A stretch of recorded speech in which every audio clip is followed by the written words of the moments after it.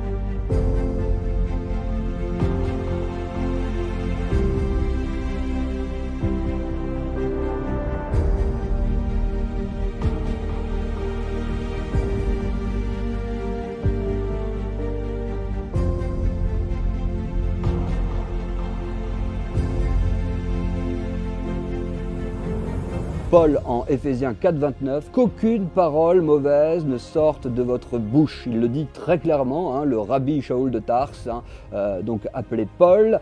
Paul, dans son épître, dans Éphésiens au chapitre 4, verset 29, il dit clairement le mot qui consiste à parler de la mauvaise bouche, qui consiste à parler donc de tous les mauvais propos. On va donner une petite définition de ce que c'est, selon donc la pensée hébraïque, selon l'enseignement des maîtres. On va voir ce que ça signifie vraiment, ce que dit Paul ici. Le mot donc qui nous parle de la mauvaise bouche, c'est lashon hara. C'est lashon hara, littéralement lashon hara, ça veut dire mauvaise bouche, mauvaise langue. Et en fait, Paul, dans Éphésiens 4,29, il est très clairement en train de dire, si on parlait en utilisant donc une terminologie hébraïque, Paul est en train de dire qu'il ne sort de votre bouche aucun lashon hara. Paul, il parle comme ça, il dit qu'il n'y ait aucun lashon hara parmi vous, mais s'il y a lieu, quelques bonnes paroles qui servent à l'édification et qui communiquent une grâce à tous ceux qui vont l'écouter. Donc c'est très clair, Paul, ici, il est en train de nous dire attention, le lashon hara, non seulement c'est extrêmement important, mais il faut absolument ne pas en faire du tout. Il faut complètement éliminer ça de sa vie, qu'il n'y a aucun lashon hara qui sort de votre bouche. Alors comment réussir à observer cette recommandation de Paul? Comment réussir à observer ce commandement? Parce qu'on va voir que c'est un commandement, c'est même plus qu'un commandement, il y a énormément de commandements qui sont liés à cela dans la Torah écrite, et on va voir toutes ces choses, et on va se poser la question, effectivement, comment est-il possible de faire en sorte qu'aucune parole mauvaise ne sorte de notre bouche si on ne connaît pas les lois du langage associé, si on ne connaît pas profondément de quoi il s'agit. Et en fait, on va se rendre compte que beaucoup ne sont pas au courant de quoi on parle quand on parle de surveillance du langage, ou quand on dit qu'on a fait du lashon hara, qu'on a transgressé une loi du langage. Qu'est-ce que ça signifie? On va essayer de voir tout cela ensemble. Le problème de la bouche, on le sait plus ou moins, mais peut-être pas suffisamment assez, c'est vraiment ce qui est la cause de tous les ressentiments. Vous savez, les problèmes de cœur sont légion malheureusement, tout ce qui est haine gratuite, tout ce qui est vengeance, esprit de rancœur, tout ce qui est le mauvais œil, toutes ces choses-là, et l'orgueil, on va voir toutes ces choses-là, et cela entraîne donc automatiquement, très facilement, tôt ou tard, de la médisance, et toute cette médisance, toute cette mauvaise bouche va entraîner forcément des divisions, toutes sortes de haine, toutes sortes de blessures dans les cœurs, ça va venir et ça va polluer les relations. Les relations vont devenir toxiques, elles vont devenir vraiment très infectes, et ça fait beaucoup de mal à beaucoup trop de personnes. Que ce soit dans le monde croyant ou dans le monde profane, tout le monde, absolument tout le monde est concerné, on va bien le démontrer, c'est quelque chose qui touche tout le monde, puisque en vérité, il y a une ignorance énorme à ce sujet, et Et je suis très heureux de faire cette vidéo parce que je l'espère que ça va contribuer à, à rajouter une pierre à l'édifice qui consiste à combler les lacunes à ce sujet. Et c'est vraiment important puisque plusieurs de ceux qui ont été dans ce chemin de faire attention à sa bouche, de faire attention à ce que dit la Torah clairement en plusieurs endroits, en plusieurs versets qu'on va voir, et de respecter avec un soin minutieux ce que dit Paul en Éphésiens 4,29. On vient de voir qu'aucune parole mauvaise ne sort de votre bouche. Quiconque va dans ce chemin expérimente des bénédictions, de grandes bénédictions. Il y a toutes sortes de problèmes qui vont se régler, il y a toutes sortes parfois de situations difficiles dans lesquelles sont les personnes qui vont se régler, parce que bien souvent ça vient de la bouche.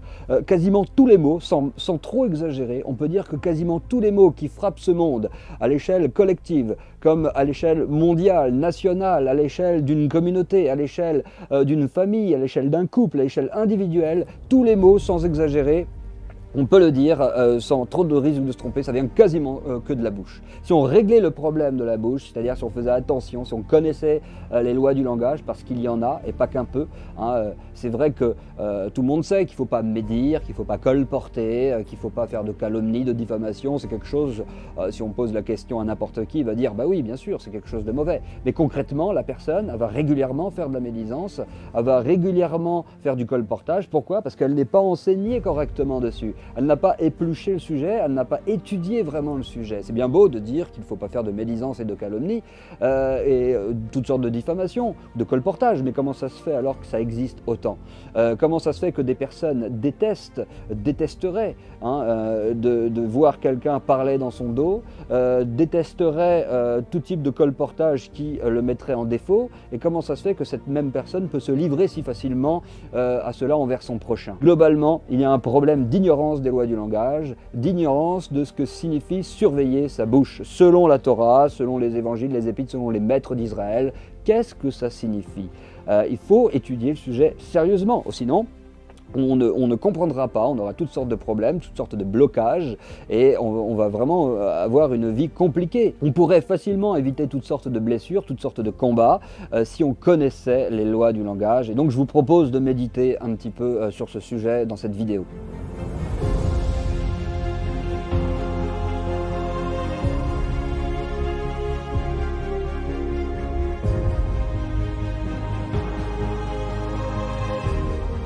Pour tout celui qui croit vraiment la Bible, qui croit vraiment ce que dit l'Écriture, le conseil de Dieu, il va se rendre compte que c'est infiniment plus important que tout ce qu'il imagine. Peut-être qu'il va prendre la chose à cœur et puis il va voir toutes sortes de bénédictions qui vont venir. Parce que quand David, dans le psaume 34, il dit clairement, ce psaume qu'on cite beaucoup lorsqu'on évoque le sujet de tout ce qui touche à la Shemirat Halashon, surveillance des lois du langage, et donc au problème du Lashon Hara, lorsque David il dit qui est celui qui veut la vie, quel est l'homme qui veut la vie, qui veut jouir de bonheur, qui veut goûter au bonheur et prolonger ses jours, avoir une vie heureuse, etc. Il parle un peu de la sorte, David, et il dit « surveille ta bouche ». David le dit clairement, préserve ta langue du mal. Voilà ce que dit David. Et donc, il relie très clairement le fait de préserver sa langue du mal à la vie.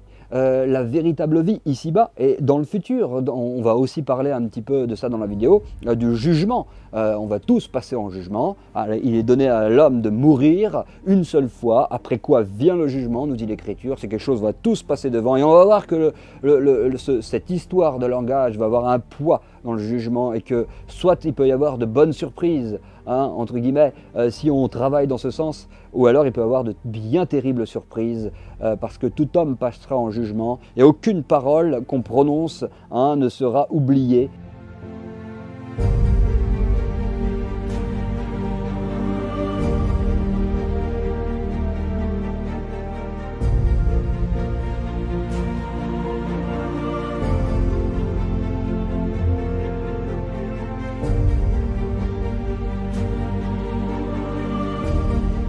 Alors très rapidement, une définition du Lashon Hara, c'est important de resituer la chose. Lashon Hara, ça veut dire mauvaise bouche, on l'a dit, et ça inclut tous les propos type médisance, type calomnie, colportage, tous les propos qui vont être aussi des propos blessants directs. Il y a des propos, c'est pas forcément de la médisance, ni du colportage, etc. Mais le fait de parler mal à quelqu'un, même en face, sans qu'il y ait aucun sujet de médisance, eh bien, on est dans du lachonara. En fait, c'est tous les propos négatifs. Qui vont amoindrir notre prochain, qui vont le déprécier, tous les propos qui vont lui donner un mauvais renom, une mauvaise réputation, qui vont le dénigrer, qui vont vraiment l'abaisser, même un tout petit peu, alors que finalement, qui on est si on réfléchit à chaque cas, c'est ça que dit Yeshua quand il dit « juger selon la justice et non selon les apparences ». Là, quand il dit ça, en filigrane, il est en train de dire « ne faites pas de lachonara ». Pourquoi? Parce que le lachonara, on est en train de porter un jugement de valeur négative sur quelqu'un. Or, habituellement, on ne connaît absolument rien des véritables motivations de la personne qui la pousse à agir comme elle a agi, qui l'a amené à parler comme elle a pu parler. On ignore tout le background, tout l'arrière-plan de la personne, on l'ignore complètement. On ne sait pas, on interprète mal bien souvent. Ça, c'est les jugements selon les apparences. Et en plus, on va mal parler sur une personne, on va se moquer, tout ce qui est moquerie, toutes ces choses-là, finalement, moquerie dépréciative, etc. Tout ça, c'est inclus dans le lachonara. Et donc, on va voir qu'on en fait bien plus qu'on l'imagine du lachonara, et je m'inclus totalement dedans. C'est quelque chose, on a tous à travailler, évidemment, et c'est vraiment un exercice spirituel tout à fait intéressant et passionnant, puisque ça montre, en étudiant toutes les lois du langage, eh bien, on arrive à affiner notre esprit sur beaucoup de concepts qui sont très intéressants. On va découvrir beaucoup de versets qu'on va comprendre avec des lunettes nouvelles, selon la pensée juive hébraïque, ça va être magnifique. On va découvrir beaucoup de choses intéressantes dans ce processus d'assainissement de la bouche, dans ce processus.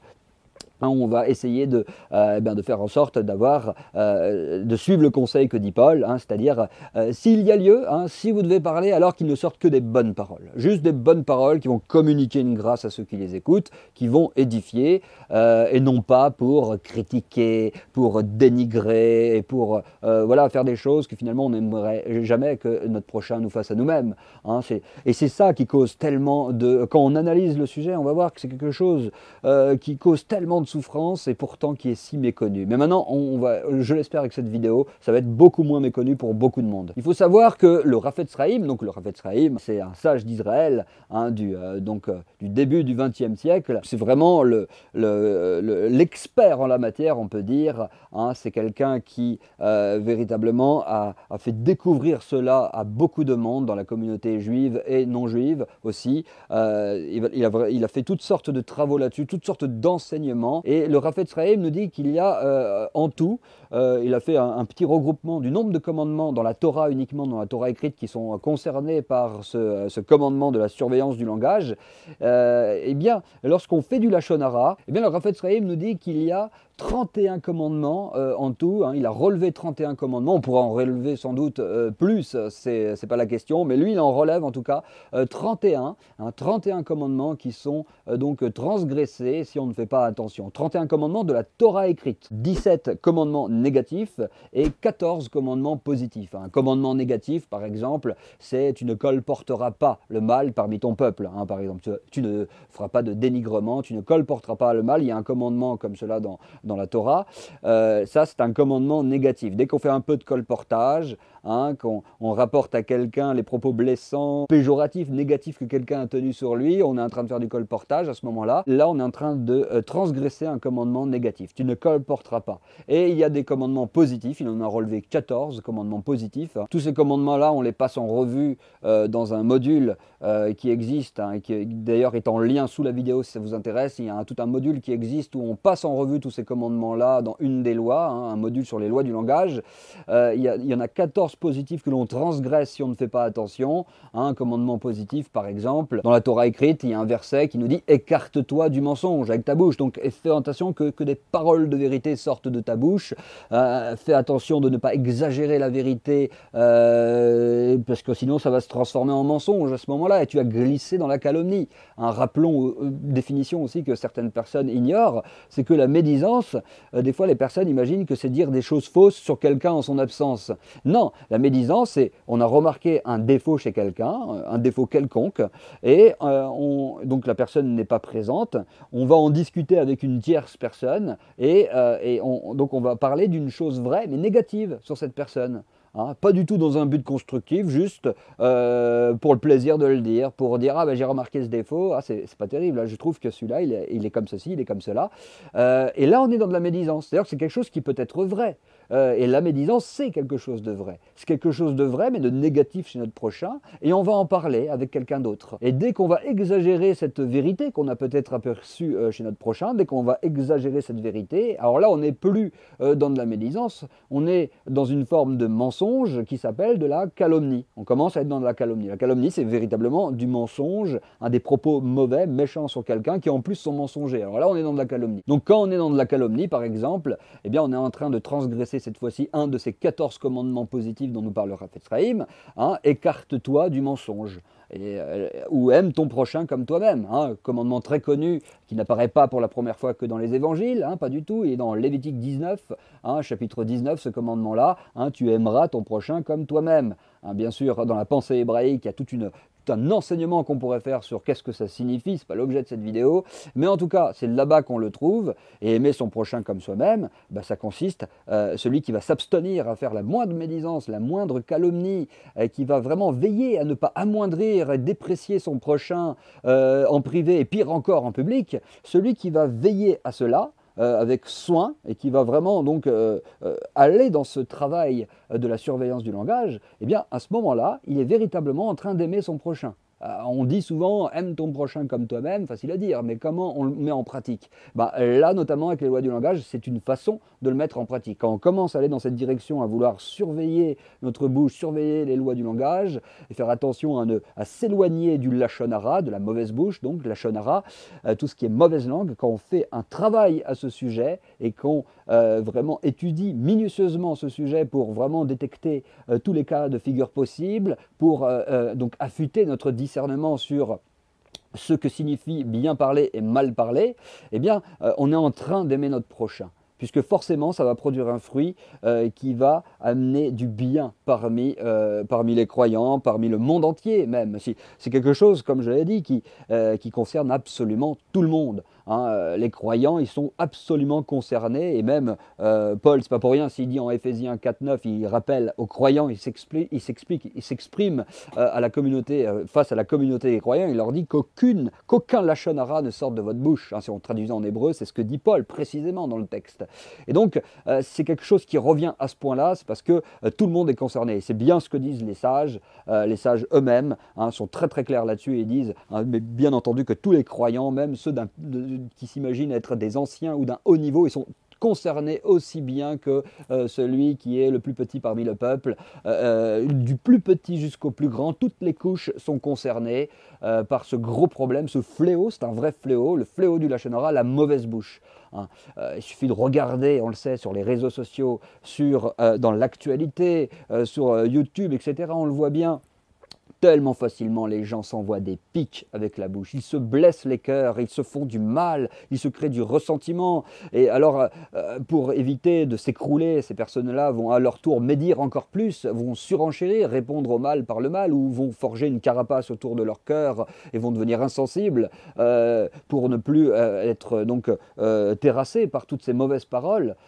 Donc c'est quelque chose qui existe, c'est quelque chose qui pousse des gens à la déprime, au suicide. C'est infiniment grave. On a même parlé dans les vidéos sur le coronavirus, où on disait qu'un an avant le coronavirus, on le disait très clairement que la bouche, hein, le fléau de la bouche, spirituellement, c'est tellement grave que ça peut entraîner des conséquences physiques véritables, jusqu'à entraîner une épidémie mondiale. On l'a dit, hein, pour ceux qui ont regardé les vidéos sur le coronavirus sur la chaîne YouTube, on en a bien parlé. On a même fait toute une vidéo sur le coronavirus pour démontrer à quel point, en allusion, hein, dans le côté allusif, Dieu a énormément parlé avec cette épidémie. On a vu qu'il y avait des messages. Dieu a énormément parlé. Il y en a qui l'ont vu et qui ont compris. Il y en a qui n'ont pas voulu voir. Ça, c'est propre à chacun. C'est entre chacun et Dieu. Mais en tout cas, on en a bien parlé.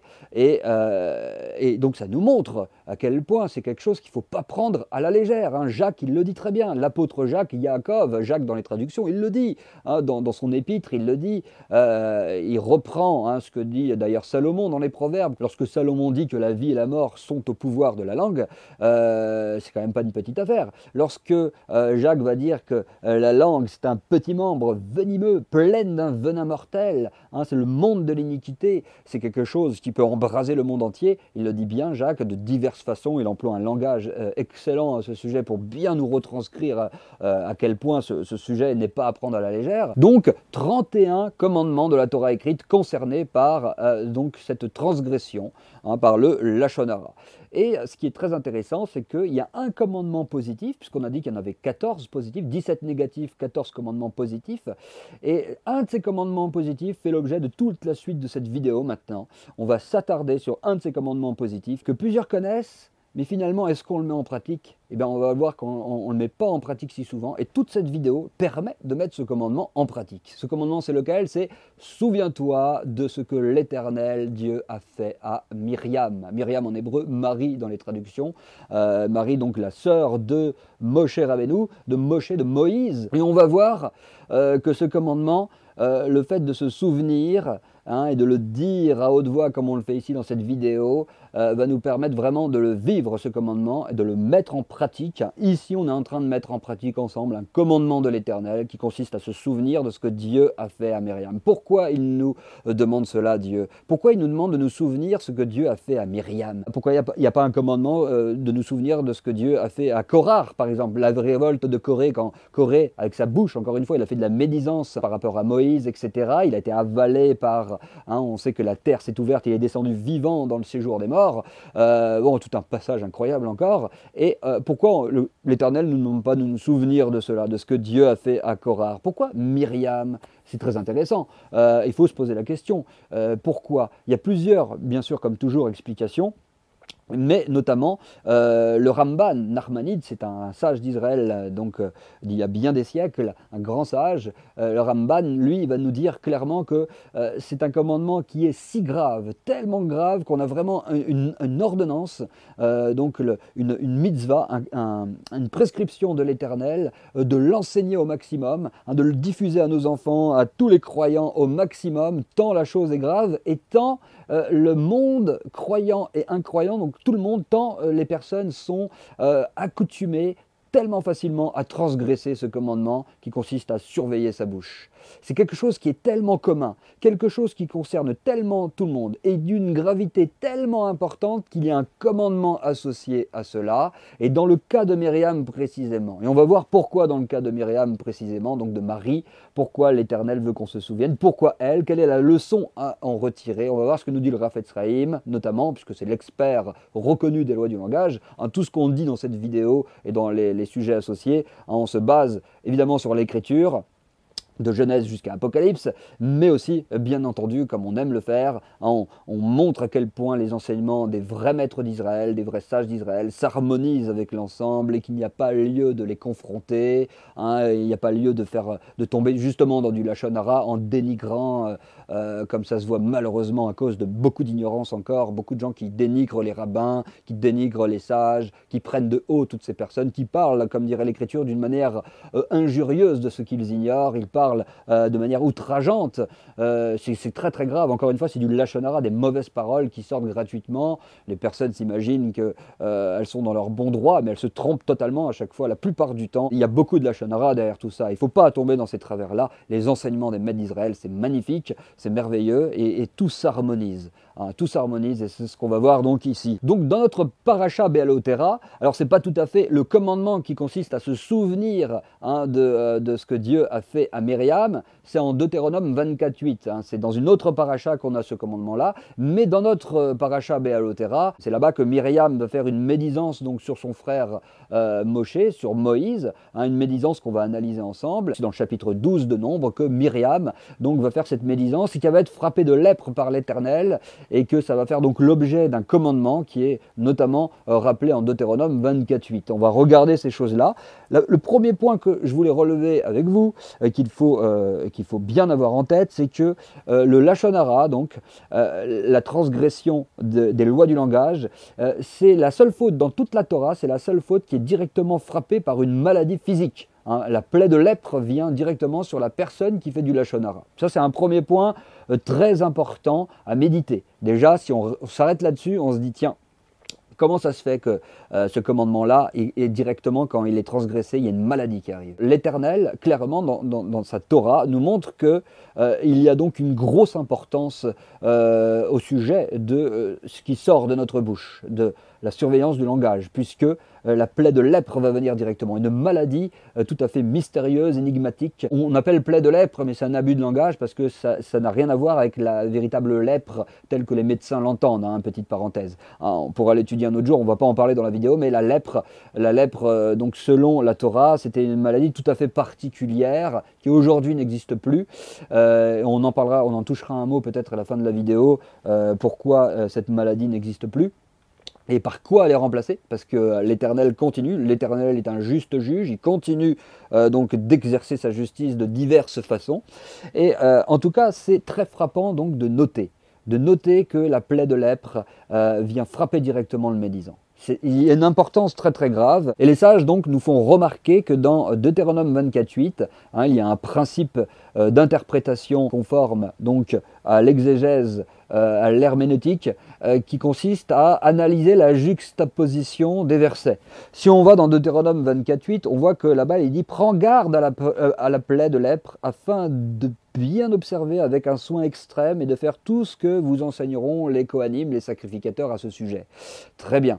Et juste après, le verset 9, on voit qu'il est écrit « Souviens-toi de ce que l'Éternel ton Dieu fit à Marie, à Myriam, pendant la route lors de votre sortie d'Égypte. » Et on voit que la juxtaposition de ces versets nous apprend que eh bien, la plaie de lèpre vient donc en sanction, donc vient comme une sanction éducative, hein, il y a toujours un côté éducation dans les sanctions de l'Éternel, il ne faut jamais l'oublier, vient comme une sanction éducative pour le médisant, pour celui qui se livre à la mauvaise bouche. Et donc, on voit qu'avec Marie, eh bien, l'Éternel, effectivement, il a marqué le coup pour l'éternité en la frappant de lèpre. Et c'est ce qu'on va analyser. Myriam, elle a juste parlé à son frère Aaron d'un problème qu'elle a détecté chez son frère Moïse, qu'elle aime. C'est quoi ce problème? C'est que il est dit dans le texte, dans la Torah écrite, au sujet de la femme de Moïse, de la femme donc éthiopienne, hein, de la femme de Moïse. Pourquoi? Parce que l'Éternel, Marie à ce moment-là, Myriam ne le savait pas, mais l'Éternel avait demandé, dans le cadre du service divin de Moshe, de Moïse, l'Éternel avait clairement demandé à Moïse de se séparer de sa femme. Il est arrivé un moment où il devait se séparer de sa femme totalement. Et donc Marie, elle n'était pas au courant de cela. Et elle a commencé donc à voir cela d'un mauvais œil, de manière négative, en disant mais nous aussi, on est prophètes, nous aussi, on est les enfants de Dieu, et pourtant, c'est pas pour autant que Marie et époux se séparent. Pourquoi lui se sépare de sa femme comme cela? Comment ça se fait? Donc à discuter un tout petit peu de cela avec Aaron, et c'est cela la médisance. On peut se dire c'est quelque chose qui est apparemment léger, c'est pas si grave, comment ça se fait?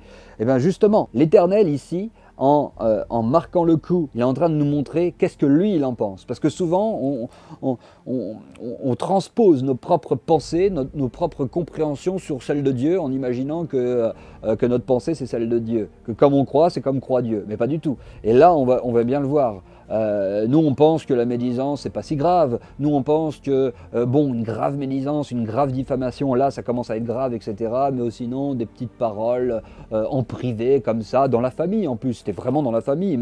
Myriam, Aaron, sur Moïse, sur un petit quelque chose qui n'a pas l'air en apparence très grave, un questionnement qu'elle avait, mais qui amoindrissait un tout petit peu Moïse, vous voyez, eh bien, nous on peut penser que ça c'est vraiment pas grave. Ben non, l'Éternel, lui, il nous montre ce que lui, il en pense. Et à quel point il considère que la moindre petite mauvaise parole, dès qu'on commence à amoindrir notre prochain, à quel point c'est grave. Et là, l'Éternel, avec cet épisode qu'on a notamment dans notre paracha Béalothéra, eh bien l'Éternel est en train de nous montrer. Il nous montre ce que lui il en pense et non pas ce que nous on en pense. Et c'est très très important pour tous ceux qui se disent croyants. On a ici quelque chose de fondamental.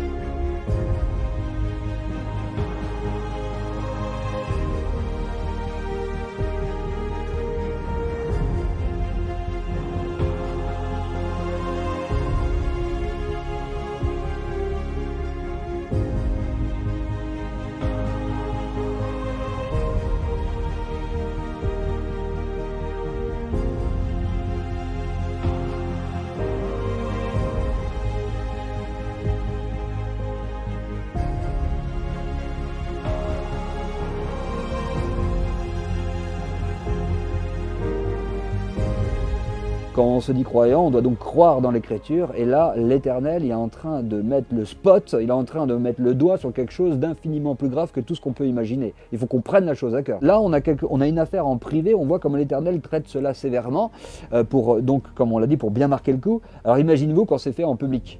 En plus, dans un cadre où c'est même pas la famille ou quoi que ce soit, donc là, c'est à combien plus forte raison, c'est terrible. Hein. On peut tenir ce raisonnement a fortiori, surtout à l'heure d'Internet. C'est le gros piège d'Internet pour beaucoup qui ne sont pas au courant des lois du langage. Ils tombent dans ce piège-là et le Satan, hein, il a un droit sur eux, il a l'autorité de leur nuire, de nuire à toutes ces personnes à cause des médisances qui en plus sont en public, devant beaucoup de personnes. Vous vous rendez compte? Et c'est si terrible que si vous avez pris la peine de méditer la chose, c'est pour ça que le commandement il est dit souviens-toi, parce qu'il y a beaucoup de choses à voir.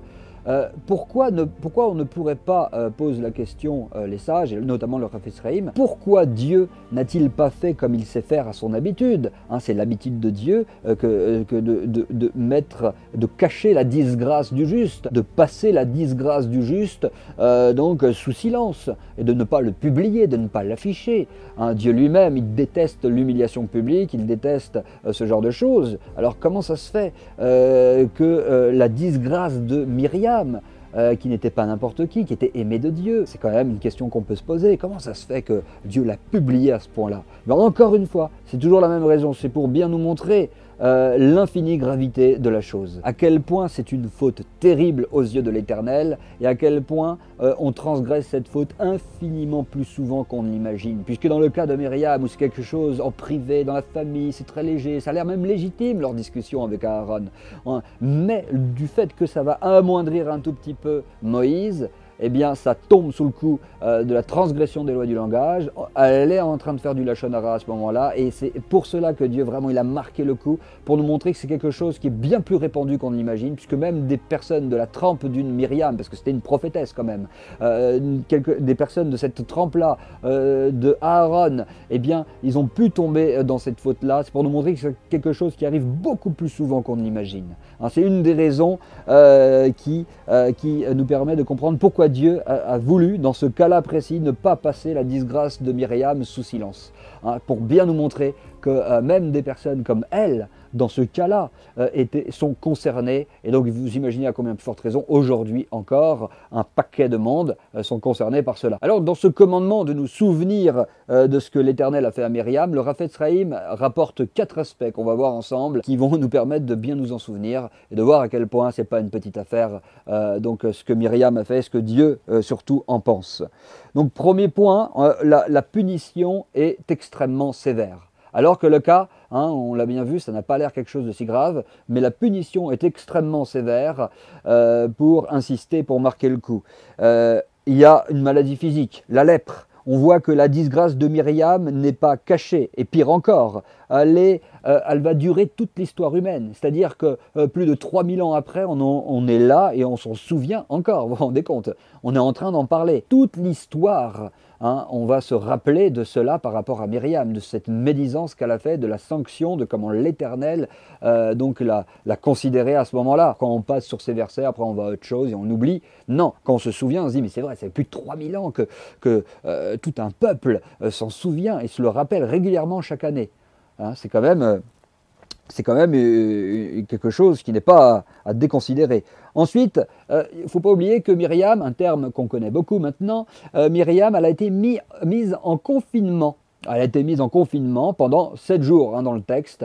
Elle a été donc isolée dans un endroit en dehors du camp pendant 7 jours. Donc il y a aussi une notion sévère par rapport à cela, une notion donc d'isolement. Il faut savoir que le médisant, normalement, hein, et sa chevelure, elle doit être en désordre. Il y a ça dans la Torah écrite, dans le livre de Lévitique, il en est parlé là-bas. Hein, sa chevelure sera en désordre, son vêtement déchiré, hein, comme un endeuillé. Et là, il y a une comparaison formidable, intéressante, que les sages font remarquer, c'est que on n'aura pas le droit d'aller sous le même toit qu'un Metzora. Metzora, c'est le terme hébreu pour nous parler d'un lépreux, parce que l'impureté spirituelle qui se dégage va venir sur la personne. Et on a ce type de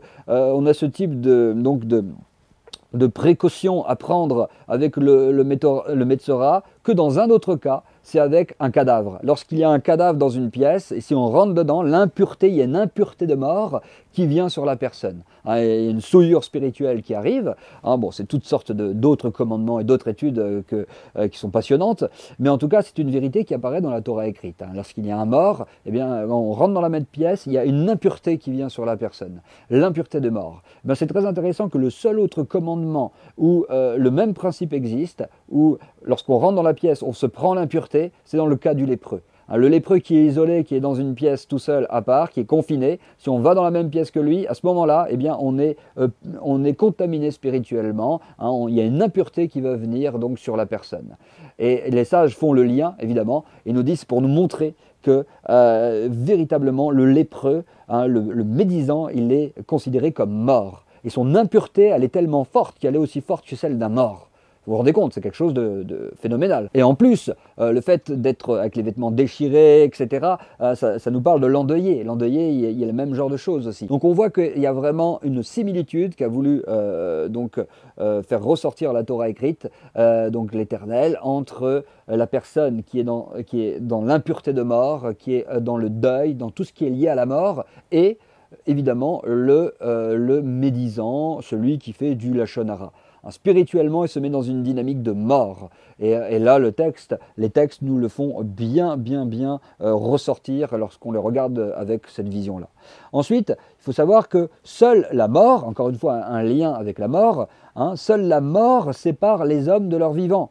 Et effectivement, le lachon hara va produire séparation et division parmi les croyants, parmi les non-croyants aussi. On sait qu'il y a pourquoi beaucoup de relations s'arrêtent, pourquoi beaucoup de relations deviennent toxiques ou cessent à cause de la mauvaise bouche, parce qu'il y a eu des mauvais propos qui ont été lancés, ça fait mal à des cœurs, ça a blessé des cœurs, les gens ne veulent plus se voir, ils se séparent, ils se divisent. Et donc, c'est très intéressant de voir que, exactement comme il n'y a que la mort qui sépare les hommes des vivants, eh bien également le lachon hara va séparer les hommes entre eux. Deuxième aspect de ce commandement qui consiste à se souvenir de Myriam, deuxième aspect qui est concerné donc par cette plaie de lèpre, on l'a dit, on le sait bien, c'est Myriam. Il faut donc bien se remémorer que Myriam c'était quand même une prophétesse, une juste. Ça nous montre que tout le monde peut être concerné, bien plus qu'on ne l'imagine. L'espèce de critique, de sous-entendu donc qu'elle a fait au sujet de Moïse, c'était au sujet de son frère qu'elle aimait. C'était même pas sur une personne avec qui elle avait forcément un ressentiment dans le cœur, où là, ça va être encore plus facile de faire une critique et une parole négative et avec un cœur mal disposé. Là, elle avait même un cœur bien disposé. C'était par rapport à son frère qu'elle aimait. Elle l'a dit en privé, c'était pas en public. Donc c'est pour ça qu'il y a des raisonnements a fortiori qu'on peut faire. En plus, Moshe ne lui en voulait pas. Moïse ne lui en voulait pas. Il y a beaucoup de commentaires. Le texte de la Torah écrite nous le laisse entrevoir. Et les commentaires des sages nous disent clairement que Moïse ne lui en voulait pas du tout de cela. Et vous voyez, malgré tous ces aspects qui concernent Myriam, eh bien, elle a été frappée sévèrement de lèpre, isolée, confinée. On se souvient pour toutes les générations de cette tache sur la vie de Myriam. Elle était devenue un objet de honte. C'est incroyable. On pourrait se dire, si on n'avait pas tous les détails, on s'imaginerait que Myriam, elle a complètement peut-être craqué, elle s'est mise en colère, elle a insulté dans tous les sens Moïse, elle a calomnié, etc. Ce qui justifierait tout ça, si on s'imaginait avec notre prisme à nous. L'Éternel nous dit non, vous avez tout faux. Regardez tous les bons points positifs selon vos yeux, selon votre pensée humaine à vous. Regardez effectivement dans la famille, en privé, des bonnes intentions, un questionnement même légitime. Tout était bien fait finalement quasiment et pourtant elle était punie très sévèrement. Et l'Éternel, on le sait, donc, a fait exprès de prendre cette situation pour nous montrer comment lui considère la chose.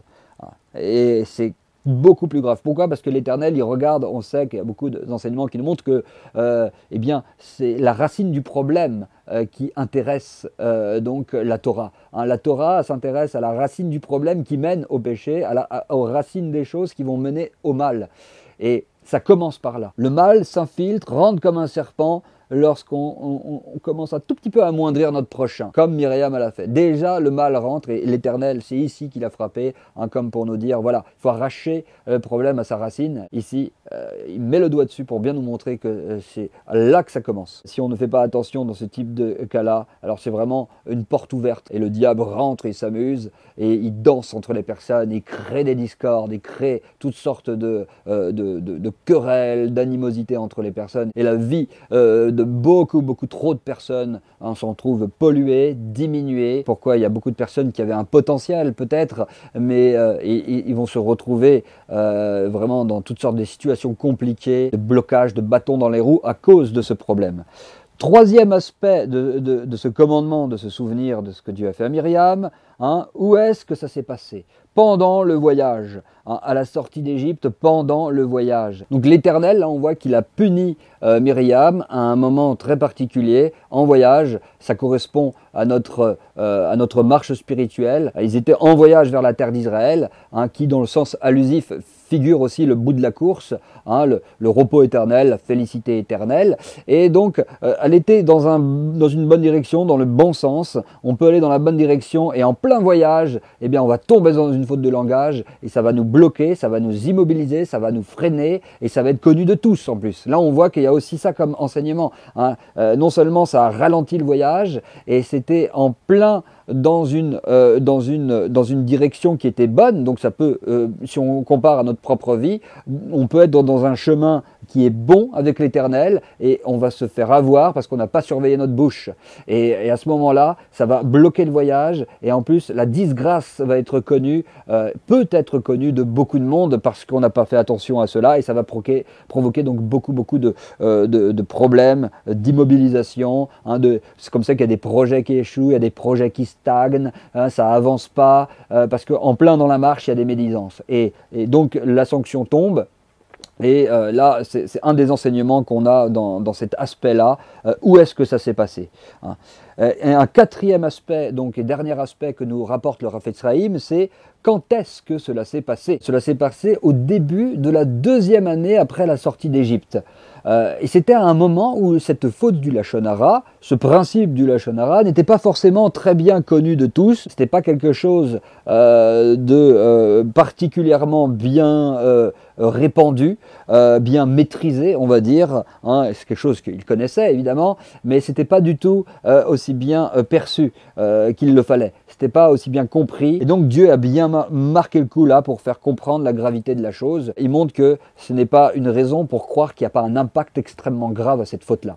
C'est-à-dire que même si on est ignorant totalement de la faute et qu'on la commet régulièrement, on va créer eh bien, quelque chose de dramatique dans notre vie et dans le monde futur. Et c'est pour ça qu'il y a une juxtaposition encore entre ce 12e chapitre où on parle de Myriam, de la médisance qu'elle a fait, de la plaie de lèpre, avec le 13e chapitre de Nombre, où là-bas il y a encore une faute de médisance, la faute des explorateurs. Vous savez, ils ont été faire de l'exploration, ils ont fait de la médisance, mais cette fois sur la terre d'Israël. Ils ont médit sur la terre d'Israël, et alors là aussi, il y a tout un enseignement, on ne va pas en parler maintenant, mais là aussi, il y a eu une sanction terrible. Hein. On connaît les 40 années où ils ont tourné dans le désert, quasiment tout le monde est mort, à part Yehoshua, Josué et Caleb. Et tout le monde est mort pour encore un problème de médisance, vous voyez. C'est pas pour rien. La sagesse de Dieu, elle a juxtaposé le 12e chapitre au 13e, hein, avec le 13e chapitre, pour insister hein, et définitivement marquer notre esprit sur la gravité de la médisance. Alors, petite parenthèse sur ce problème apparent qu'on peut relever en se disant bah tiens, il n'y a plus de plaie de lèpre aujourd'hui. Comment on peut expliquer cela? Bien, il existe beaucoup de commentaires d'explications à ce sujet. Dans une des vidéos sur la plateforme Le Retour aux Racines, hein, dans des vidéos d'études, on en parle en détail. Aujourd'hui, pour diverses raisons, la plaie de lèpre n'apparaît plus, notamment parce que le niveau spirituel s'est tellement affaibli que eh bien, ça n'apparaît même plus physiquement. Cette plaie-là, donc, elle n'apparaît plus, mais l'Éternel a plus d'une corde à son arc, et donc pour exercer toujours sa justice par rapport aux médisants, les sages nous disent qu'ils vont être frappés de pauvreté. la pauvreté peut, d'une certaine façon, aujourd'hui, remplacer cette plaie de lèpre qu'il y avait à l'époque. Alors pourquoi la pauvreté? On peut se poser la question de prime abord. Eh bien, c'est pour deux raisons très simples, hein, que vous allez tout de suite comprendre, je pense. Tout simplement parce que le lépreux, hein, le médisant, c'est par orgueil qu'il va parler. Lorsque quelqu'un a un petit peu d'orgueil dans son cœur, eh bien, c'est de la sorte qu'il va facilement parler mal sur son prochain. Beaucoup plus facilement, du moins. C'est-à-dire que celui qui travaille à son humilité et qui essaye d'aller dans un chemin d'humilité, il est tellement conscient de ses propres lacunes, hein, d'une certaine façon. Il est conscient à quel point il peut être défaillant facilement et à quel point la complexité humaine, la personnalité humaine est quelque chose de profond, de varié, de complexe, hein, de délicat et difficile à discerner. Pourquoi telle personne parle et agit comme elle agit, c'est quelque chose qui est très subtil. Des fois, il y a des racines profondes, dures à discerner. Et donc, quelqu'un qui va dans ce chemin d'humilité, il va beaucoup moins facilement parler négativement d'autrui. Il va toujours regarder d'un bon œil, il va trouver des circonstances atténuantes, juger favorablement, essayer de régler la chose. S'il y a le moindre problème, eh bien, de toutes sortes de façons pour éviter de mal parler sur son prochain. Parce qu'il est tellement conscient de ses propres lacunes et faiblesses qu'il ne se permet pas de juger les autres, de mal parler sur les autres, de les dénigrer. Ça, c'est un premier point. Et la pauvreté, eh bien, elle vient casser l'orgueil. Hein, ça casse l'orgueil, la pauvreté. L'épreuve de pauvreté qui vient sur quelqu'un, ça va avoir pour effet, un des effets, ça va casser son orgueil.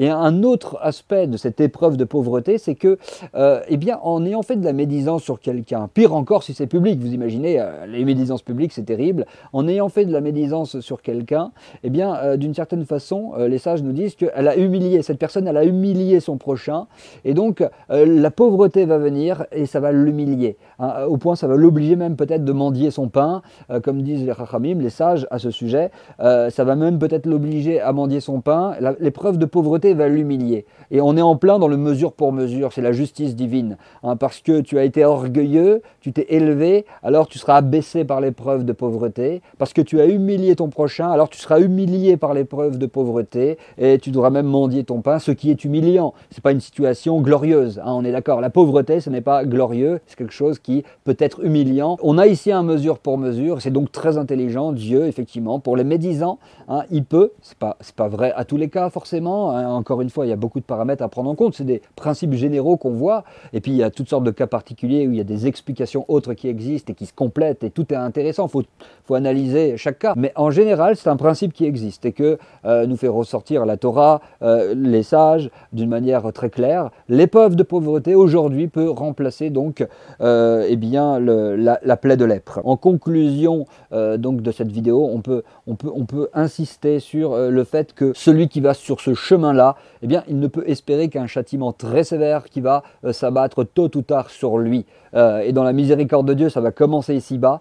Et si la personne persiste, elle ne veut pas se repentir et qu'elle s'endurcit, reste dans son orgueil, ne fait pas de teshuva, de repentance, rien du tout, et qu'elle continue, eh bien, c'est dans l'autre monde, c'est au jour du jugement que ça va faire très mal. Et Yeshua, quand il parle de pleurs et de grincement de dents, encore il y a une notion de bouche, grincement de dents, c'est parce que il y a des textes qui nous le montrent, les sages en parlent très bien, mais Yeshua en parle d'une manière qui est très percutante, lorsqu'il se dit qu'il y a beaucoup de personnes qui vont se présenter à lui à la fin des temps, qui vont se présenter devant le Messie en croyant être reçus dans le royaume, et qui vont dire on te connaît, et qui vont même appeler le Messie Seigneur, Seigneur, hein, et qui même auront fait peut-être des miracles en son nom, hein, et Yeshua il parle de toute une catégorie de personnes comme cela, et il leur dira retirez-vous de moi, maudit. Maudit, parce que celui qui parle mal, il attire une malédiction sur sa vie. Hein. Maudit soit celui qui frappe son prochain en secret, dit un autre verset de la Torah. Hein. Et c'est quoi maudit celui qui frappe son prochain en secret? C'est celui qui parle dans le dos de quelqu'un, celui qui fait de la médisance sur quelqu'un. Il attire une malédiction sur sa vie. Pire encore si c'est en public. Et ça crée des dissensions dans le peuple de Dieu, etc. C'est encore pire. Et donc il y a une malédiction qui vient. Et c'est pour ça que Yeshua dira « Retirez-vous de moi, maudit ». Il y aura des grincements de dents. Pourquoi? Parce qu'une grande frustration va saisir cette personne qui pensait être sauvée, obtenir le salut. Eh bien non. Et c'est très important à comprendre. C'est grave, c'est solennel à méditer. C'est quelque chose qui peut nous faire frémir, mais c'est une vérité, c'est ce qu'il est dit clairement dans les évangiles, ce que Yeshua dit. Il dira à toutes sortes de personnes qui vont venir, mais n'est-ce pas que nous avons fait des miracles en ton nom? Il y a des personnes qui vont dire, mais au nom de Jésus, on a guéri des malades, au nom de Jésus, on a chassé des démons. C'est ce que Yeshua est en train de dire, et on sait qu'il y a beaucoup de personnes, par exemple dans le monde chrétien, qui vont chasser des démons au nom de Jésus, qui vont guérir des malades au nom de Jésus, et pour de vrai, et c'est pas du tout des choses fausses, ça se produit, c'est toutes sortes de choses surnaturelles qui se passent dans le monde chrétien. Beaucoup de ces choses-là sont à la gloire de Dieu, et sont faites de la bonne façon, mais il faut aussi savoir qu'il y a toutes sortes de personnes, et l'Évangile nous le montre, qui vont venir devant le Messie à la fin des temps, et qui vont dire, mais on a chassé des démons en ton nom, on a guéri, on était là, on te croyait, on disait Seigneur, Seigneur, on te louait chaque dimanche, etc. Et il va leur dire, retirez-vous de moi, maudit, maudit. Et c'est là qu'il va y avoir des grincements de dents, parce que quelle frustration, mais je croyais que j'étais sauvé, etc. Mais non, non, non. Yeshua, il est très très clair, et ça rejoint ce que dit un texte de l'Apocalypse et ce que disent les sages aussi. Les sages, ils disent que, écoutez bien ça, c'est vraiment, on va terminer après avec ça, on a presque fini. Les sages disent que celui qui fait du lachon hara spirituellement, qu'est-ce qui est en train de se passer? Celui qui parle mal, qui fait de la médisance en privé ou en public, pire encore les calomnies, les diffamations, etc. Même comme on l'a dit, celui qui, face à face avec son prochain, va employer un langage grossier, un langage qui n'est pas propre, un langage peut-être dur, qui va blesser son prochain, qui va léser son prochain, eh bien, à ce moment-là, qu'est-ce qui se passe? Spirituellement, il y a un esprit d'impureté qui vient souiller. Et regardez, ça rejoint ce que dit Yeshua. Yeshua, quand il dit c'est ce qui sort de la bouche qui souille l'homme, Yeshua, il est exactement en train de dire ce que disent les sages. Eh bien, il y a un esprit d'impureté qui souille toute la personne. Et on comprend pourquoi Yeshua, maintenant, il dira très clairement, retirez-vous de moi au jour du jugement, je ne vous connais pas, vous maudits qui commettez l'iniquité. Pourquoi il pourra leur dire ça? Eh bien parce que ces personnes-là, nous disent les maîtres d'Israël, en faisant du lachon hara, cet esprit d'impureté a enveloppé toutes leurs prières, toutes leurs études de la Torah qu'elles ont pu faire, toutes leurs bonnes actions durant toute leur vie, elles sont souillées, littéralement. C'est pour ça qu'Yeshua a dit, c'est ce qui sort de la bouche qui souille l'homme tout entier. Toutes ses actions, toutes ses œuvres, toute son étude de la Torah, son étude de la Bible, la personne elle a peut-être étudié 15 heures par jour, elle a peut-être fait toutes sortes de choses incroyables aux yeux du monde, en apparence. Cette personne-là, elle a peut-être énormément prié, passé des heures à prier par jour. Eh bien, toutes ces choses sont enveloppées d'un esprit d'impureté à cause de sa mauvaise bouche, et tout l'ensemble est souillé.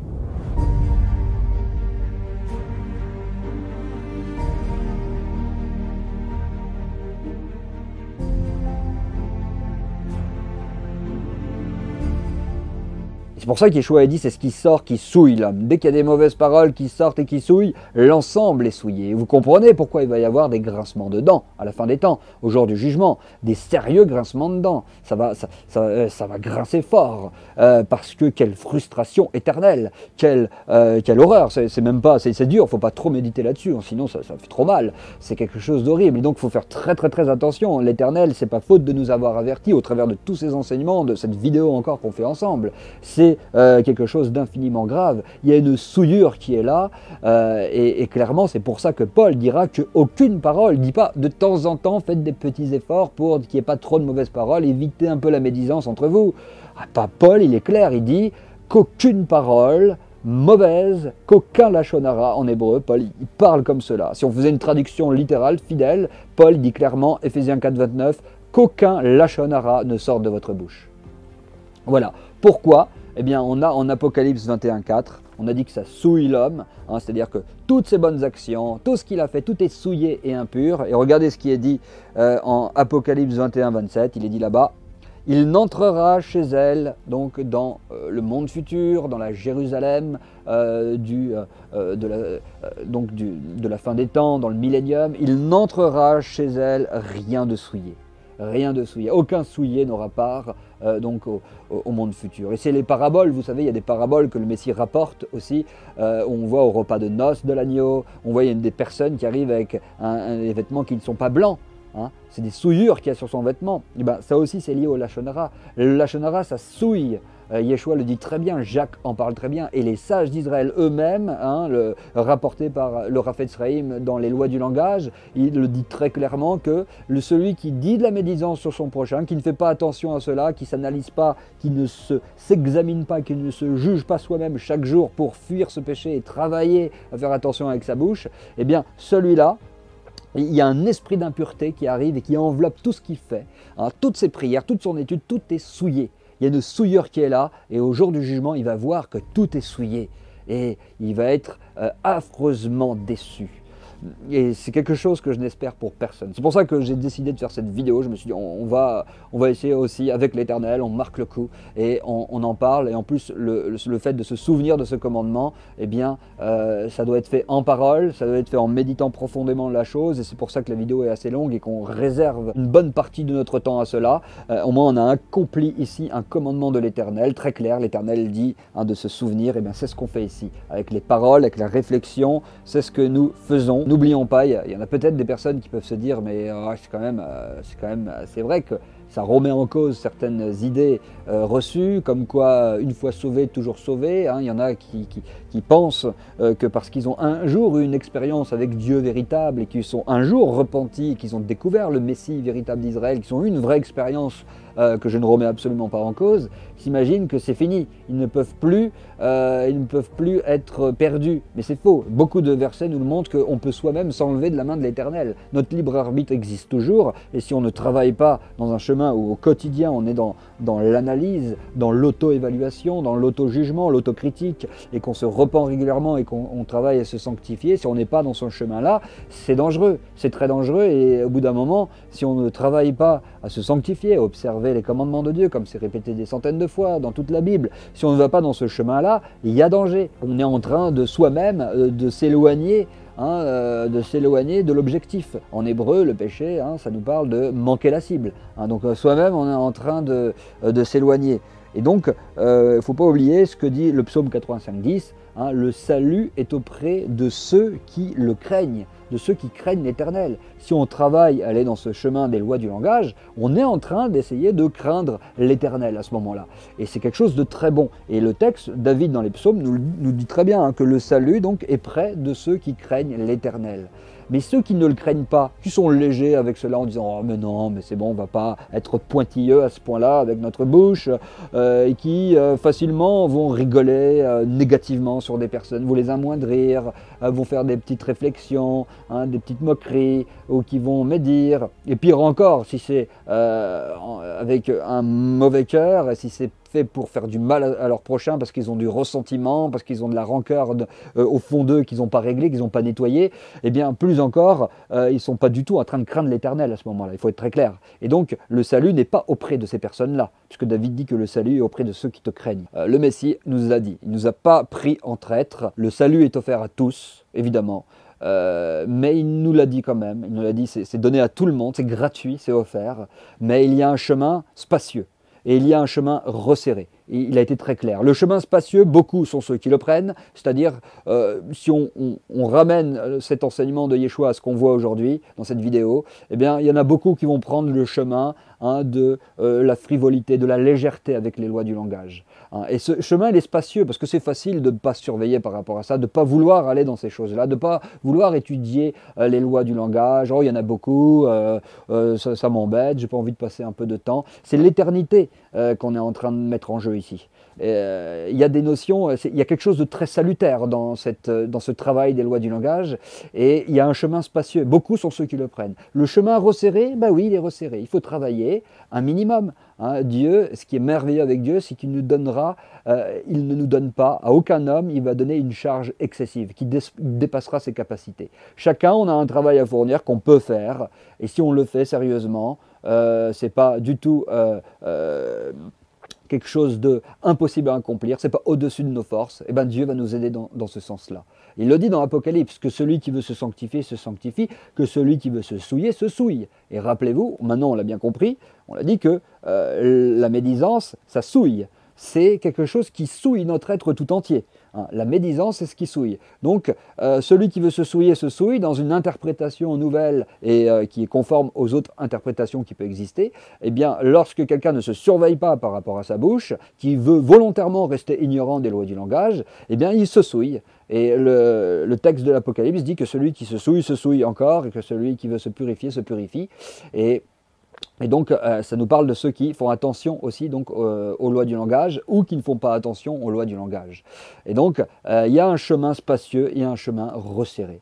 Et si vous voulez aller dans ce sens, je vous invite vraiment, en dessous de la vidéo, à cliquer. Il y a plusieurs articles qui vont vous être envoyés, qui sont liés au Lachon Hara, pour étudier ce sujet. Le vœu de mon cœur, c'est que beaucoup abondent dans ce sens. J'ai à cœur le sujet, c'est pour beaucoup de raisons. L'Éternel a permis que je sois sensible à ce sujet, sur ce point-là particulier. Et donc, il y a plusieurs articles qui existent. Et il y a même aussi un module qui existe. Si vous voulez aller encore plus loin, il y a un module. Hein, c'est vraiment en plein dans le chemin resserré par rapport à ce domaine. Hein, le module, c'est vrai, il fait 178 lois. Il est assez long, mais j'ai d'ailleurs pris ici avec moi pour vous montrer les ouvrages qui sont étudiés dans ce module.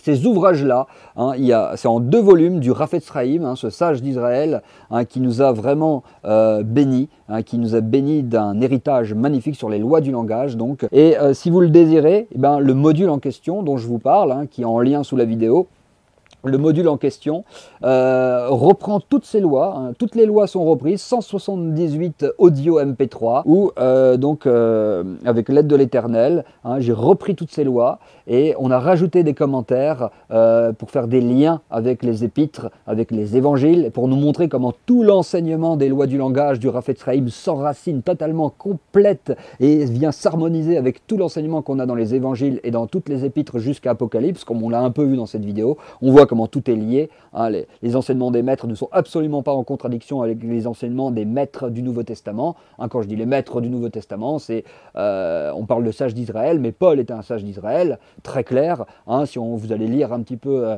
l'apôtre Yaakov, le disciple du Messie, hein, le Talmide du Messie Yeshua, Yaakov, Jacques, pareil, c'était un maître, lui aussi, un maître d'Israël, très clair. Donc les maîtres d'Israël, que ce soit dans le Nouveau Testament ou les maîtres d'Israël, les sages d'Israël reconnus dans tout le judaïsme, hein, ils convergent dans la même direction. En tout cas, il y a ce travail qui est là, que je suis très heureux d'avoir pu faire. C'était un travail de longue haleine. Bon, c'est les audios, on reprend les textes du Raphetz Chaim et on rajoute des petits commentaires pour préciser certaines notions, préciser certaines choses, sans annuler ce que dit le Raphetz Chaim, évidemment, en essayant d'être totalement fidèle à ce qu'il dit au mieux, et en faisant donc des liens avec l'enseignement du Messie et des apôtres, et c'est formidable. C'est une grosse bénédiction. L'idéal, je pense, ça serait chaque année de répéter cela. Hein. Si vous faites les 178 lois, ça a l'air beaucoup, c'est vrai qu'il y a beaucoup de détails, des fois ça a l'air un peu minutieux, des fois on peut être tenté d'être découragé, mais je vous assure que pour l'avoir fait entier, pour avoir été jusqu'au bout des 178 lois, si vous allez jusqu'au bout et que vous persévérez, à des moments c'est peut-être il y a des lois moins intéressantes que d'autres, peut-être, hein, je dis bien que toutes sont précieuses, mais en persévérant, il y a beaucoup de pépites spirituelles sur le chemin, beaucoup de trésors, hein, beaucoup de mets délicieux et savoureux pour notre âme qui sont là. Et donc, en allant dans ce sens-là, jusqu'au bout, c'est une grande bénédiction. Hein, ça fait partie du chemin resserré. Ouais, le chemin resserré, c'est vrai que, bah voilà, chemin spacieux, on fait rien et on continue. Hein, on marche et on fait ce qu'on veut, on dit n'importe quoi avec notre bouche. On est régulièrement dans des fautes de colportage, de médisance, on le voit même pas, on le sait pas et on se souille. Chemin étroit resserré, eh bien on prend un petit peu de temps, 178 lois, à raison de 2 lois par jour, ça va, on va dire une demi-heure, 40 minutes par jour, des fois moins, des fois un peu plus. Hein, il y a des fois des audios qui sont plus longs, bon, ça arrive, ça peut varier. Pendant 3 mois, 2 lois par jour pendant 3 mois, pour un gain éternel, pour un salaire éternel. Hein, on sait que les évangiles, les épîtres nous parlent du tribunal du Messie, hein, avec les récompenses, etc. Donc c'est quelque chose de glorieux que j'espère pour tout le monde. Et c'est un travail qui n'est pas si gros quand on considère le gain qu'il y a derrière. Hein, Comme dit le Rafetz Chaim dans une des lois du langage, hein, je paraphrase un peu, je reprends un peu l'idée, si quelqu'un venait vous voir en disant, écoute, si tu donnes un gros don, eh bien, tu vas permettre à ce que le Messie revienne demain, il n'y a plus de problème dans le monde, et le temple, le troisième temple reviendra, etc., à Jérusalem, et on rentrera dans l'ère du millénium, du repos, etc. La personne instantanément elle ferait un énorme don si elle pouvait le faire. Ben là c'est pareil, sauf que c'est un don qui est beaucoup plus petit, là, un don de soi beaucoup plus petit. Prendre sur soi d'étudier une demi-heure, 40 minutes par jour les lois du langage pendant 3 mois, il y a un gain, il y a un salaire éternel. Et les sages nous disent que lorsqu'on travaille dans ce sens, et ça rejoint ce que disent aussi les apôtres dans le Nouveau Testament, dans l'Alliance renouvelée, lorsqu'on va dans ce sens, on hâte la venue du Messie. On est en train de hâter sa venue.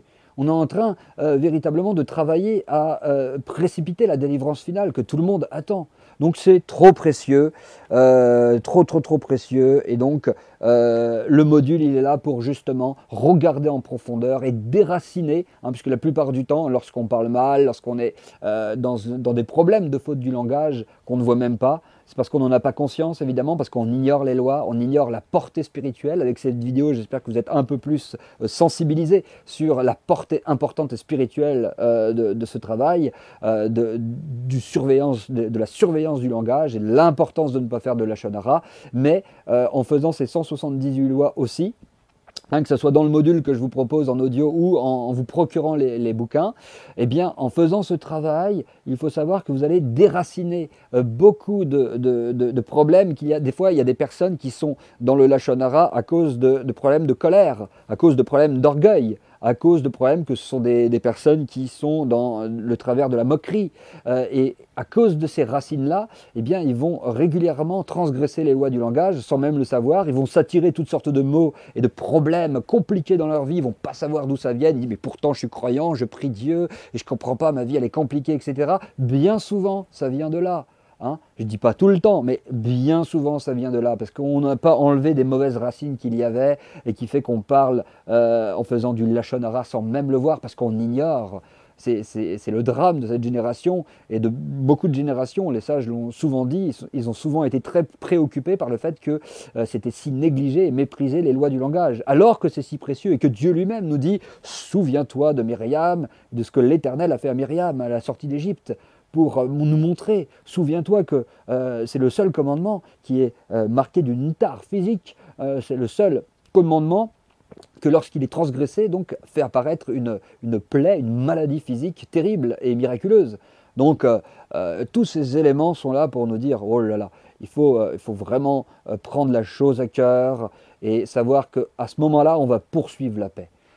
Il y a des témoignages qui existent à ce sujet. Tous ceux qui travaillent dans ce sens, il faut savoir qu'ils travaillent à la vraie unité et à la vraie paix parmi les croyants et ils précipitent donc la venue du Messie. C'est quelque chose de vrai. On parle souvent de paix, on parle souvent d'unité. Eh bien là, on a une belle occasion de démontrer si oui ou non on veut vraiment la paix, si oui ou non on veut vraiment cette unité dont on parle tant, l'unité parmi les croyants. Et oui, c'est très très bien, c'est une belle idée, c'est pas qu'une idée, c'est une vérité, une réalité qu'on doit poursuivre, qu'on doit chercher, c'est ça poursuivre la paix. Et cette unité dont parle le Messie, soyez un comme je suis un avec l'Éternel, hein, soyez tous ensemble un, et bien cette unité tant convoitée, à juste titre, eh bien, on pourra aller dans ce sens si on fait très attention aux lois du langage. Et donc il y a tout un travail qui existe à ce sujet, on n'a plus qu'à aller se servir, on n'a plus qu'à faire notre modeste part. Et à ce moment-là, c'est certain que ça va réjouir le cœur de Dieu, ça va attirer une bénédiction, une faveur sur notre vie. Ça va être un peu dur peut-être, mais tôt ou tard, on va voir des changements. Tôt ou tard, on va voir la main de Dieu se manifester et mettre son approbation, hein, marquer de son sceau, eh bien, ce chemin vertueux dans lequel on décide d'aller. C'est pour ça que c'est important de faire les 178 lois. Si vous commencez à faire quelques lois, ne vous arrêtez pas, même si des fois ça peut paraître dur, etc. Il faut aller jusqu'au bout, car beaucoup de questions qu'on peut avoir, beaucoup de peut-être d'interrogations, même de peurs qu'on peut avoir quand on écoute certaines lois, trouvent eh bien, leur éclaircissement, leur complément et d'autres facettes encore dans d'autres lois.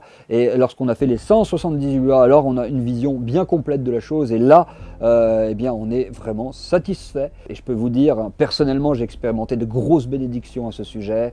Dans le module sur le site Le Retour Racine qui est associé au Loin du Langage, si Dieu le permet, je mettrai d'autres vidéos où j'en témoignerai.